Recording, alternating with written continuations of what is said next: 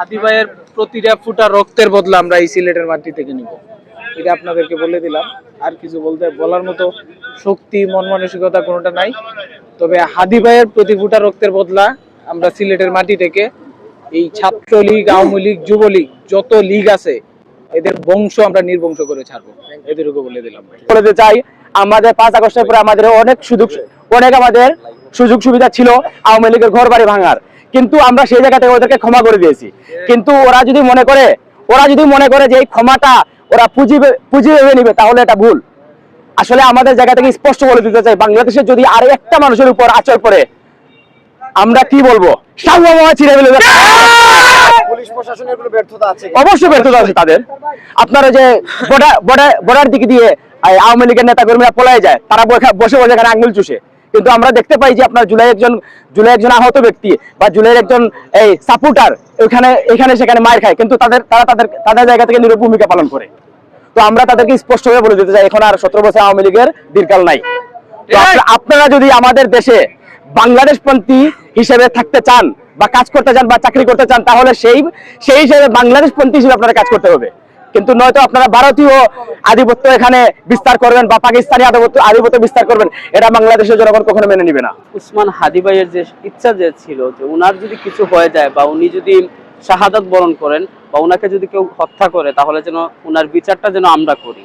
So এই প্রথম যে কথা যেই কথা আমাদের প্রত্যেকের ধারণ করা উচিত, যে শরীফ উসমান হাদি ভাইয়ের মৃত্যুটা অস্বাভাবিক কিছু না, এটা বাংলাদেশে স্বাভাবিক। কারণ হচ্ছে বাংলাদেশে বিগত দিনগুলোতেই এইরকম কার্যক্রম হয়ে আসতেছে। সো আমরা জুলাই অভ্যুত্থানে যারা আন্দোলন করেছি বা এই দেশের বর্তমান যে সিচুয়েশন বা বর্তমান যে কন্ডিশন বা বর্তমান যে ফ্যাসিবাদের যে কার্যক্রম যেটা বা আমাদের উপরে যে চাপানো বা আমাদেরকে হত্যা করা, আমাদেরকে টর্চার করা, আমাদেরকে আঘাত করা, এই সমস্ত বিষয় আসলে আমরা চেঞ্জ করার জন্য এই আন্দোলনটা করা হয়েছিল।